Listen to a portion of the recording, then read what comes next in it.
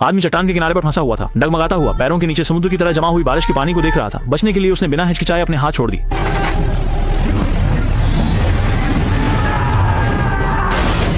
जब वह फिर से जागा तो उसने सोचा भी नहीं था कि वह आदमी चमत्कारिक रूप से जीवित बच गया, लेकिन गिरने के दौरान उसकी दाहिनी टांग टूट गई। तीव्र दर्द के कारण वह बिल्कुल चल नहीं पा रहा था। मजबूरी में उसे पहले पास में रेंगकर पानी पीना पड़ा।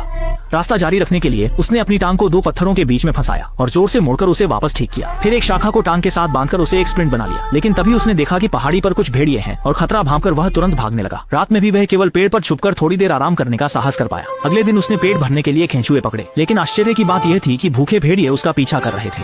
आवई ने देखा वह पेड़ पर चढ़कर अस्थायी रूप से बचने की सोच रहा था, लेकिन अनायास ही उसकी टूटी हुई टांग को भेड़िए के राजा ने काट लिया। अच्छी बात यह रही कि संकट की घड़ी में उसने भेड़िए के राजा को चाकू से घायल कर दिया, तब जाकर उसकी जान बची। हालांकि भूखा भेड़िया रात भर वहीं डटा रहा, जब तक कि अगले दिन की धूप धीरे धीरे नहीं उग गई। तभी पता चला कि भूखा भेड़िया वहां से जा चुका है, केवल घायल भेड़िए का राजा ही जमीन पर पड़ा है। अबे का इरादा था कि वह अपने मांस से भूख मिटाए, परंतु जब उसने दूसरी ओर की दुखभरी आंखों को देखा तो उसके दिल में एक तरस जागा। इसलिए उसने भेड़िए का मुंह बांध दिया और फिर सावधानी से मदद की।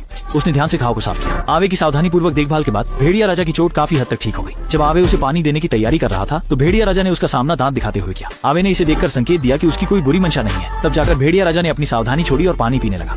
लेकिन इस समय अवई का पेट पूरी तरह खाली था। वह सिर्फ बाहर कुछ खाना खोजने आया। जल्दी ही उसने एक जंगली खरगोश देखा। क्योंकि अवई बचपन से ही एक कबीले में पला बड़ा था, इसलिए उसके लिए एक जंगली खरगोश पकड़ना काफी आसान था। जब अवई कैंप में वापस जाकर लकड़ी रगड़कर आग जला रहा था तो उसे उम्मीद नहीं थी कि वह भूखी भी उसकी लाई हुई चीजों पर नजर रखेगी। अवई ने यह देखकर उसे दूर करने की कोशिश की और अपनी स्थिति दर्शाने के लिए एक टुकड़ा कच्चा मांस चबाया। इस समय भेड़िया राजा पूरी तरह से उसके द्वारा प्रशिक्षित हो चुका था। दयालु अवई ने भेड़िया राजा को आधा खरगोश का मांस दे दिया। दिन ब दिन समय के साथ अवई की चोट भी धीरे धीरे ठीक हो गई और इसी तरह एक